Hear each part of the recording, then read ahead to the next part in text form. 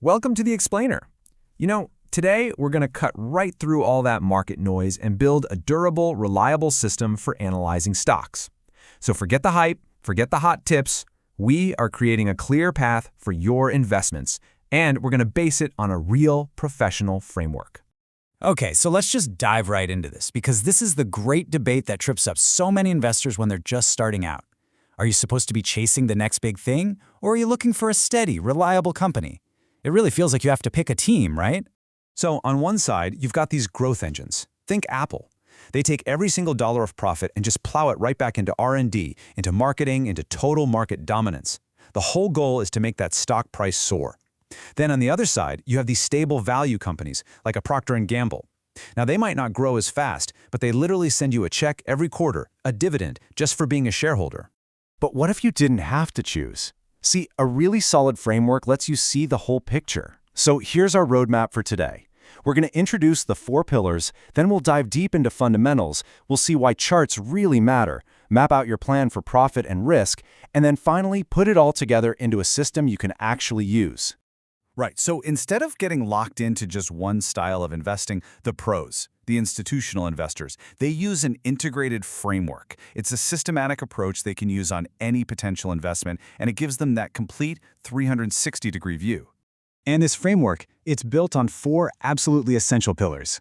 First up, fundamentals. Just how healthy is the company itself? Second, technicals. What's the market's current mood toward this stock? Third is your profit strategy. What is your actual plan to make money here? And fourth, maybe the most important, risk management. What's your plan to protect your capital if you're wrong? All right, let's start building our system with the foundation itself, fundamentals. This pillar is all about truly understanding the business you're about to own a piece of. It means looking under the hood to see if the engine is actually strong or if it's all just smoke and mirrors. Okay, so the most common starting point for almost everyone is the PE ratio, and it's just a quick way to gauge how expensive a stock is. So, if a stock has a PE of 20, it simply means you're paying $20 for every $1 of that company's annual profit. Simple enough. Now, it is so tempting to think a low PE means cheap, and a high PE means expensive. But honestly, that's a classic trap. The PE ratio only tells you where a company is today. It gives you absolutely no information about where it's going tomorrow. So clearly, we need a better tool. Now, one step up is the PEG ratio, which factors in growth. But, for the high-growth software companies that really dominate today's market, professionals use an even sharper metric. It's called the Rule of 40, and it's designed to answer one crucial question. Is this company growing healthily, or is it just burning through cash? The goal here is simple, but it is so powerful. A company's annual revenue growth rate plus its profit margin, they should add up to more than 40%. It's a hurdle that separates the truly elite businesses from the ones that are, let's be honest, kind of Ponzi-light. They require constant new cash just to survive. Because growth without profit, that's just a burn rate. Let's use a quick analogy to see why this matters so much. Imagine 2 businesses. One is growing at 10% with a 10% profit margin. It scores a 20. Meh. The other one, it grows at 20% with a 25% profit margin. It scores a 45. Now that is a killer business. In the real world, this is exactly how you spot a giant like Adobe. Even with steady growth around, say, 15%, their profit margin is a massive 30%. Add them up, 45. They easily clear the bar because they grow and they make serious money. But a word of caution here is definitely in order. You have to look at the components of that rule of 40.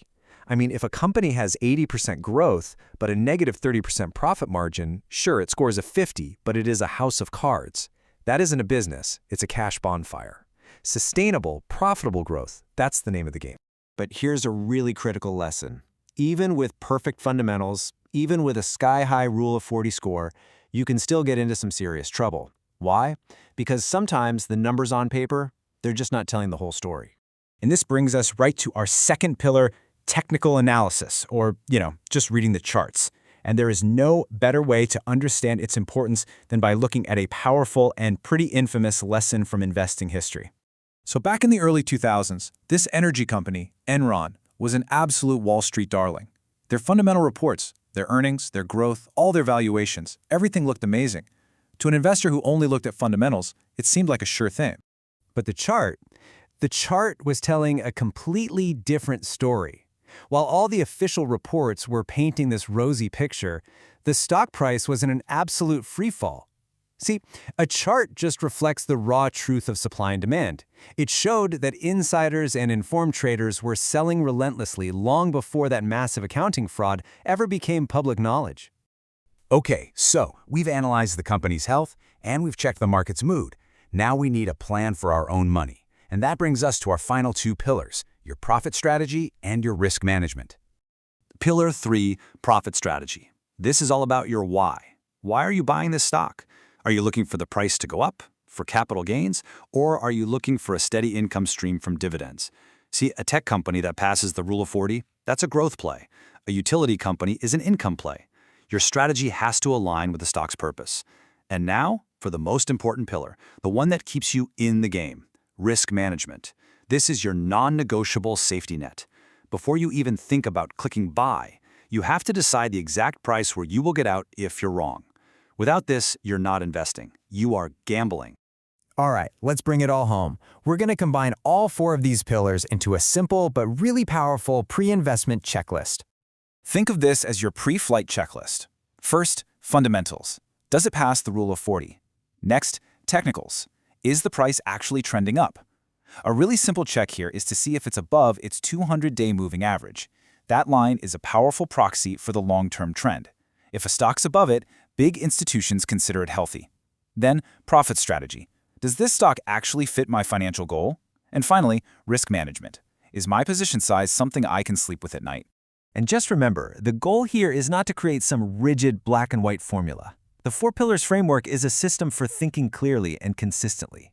It's really designed to make sure you've covered all your bases before you commit your hard-earned money. So the key now is to turn this inward. You've seen the framework, so where is the weakest pillar in your own strategy? Is it your fundamental analysis, your read of the technicals, your profit strategy, or your risk management? Strengthening that one area, that could be your next big step forward as an investor.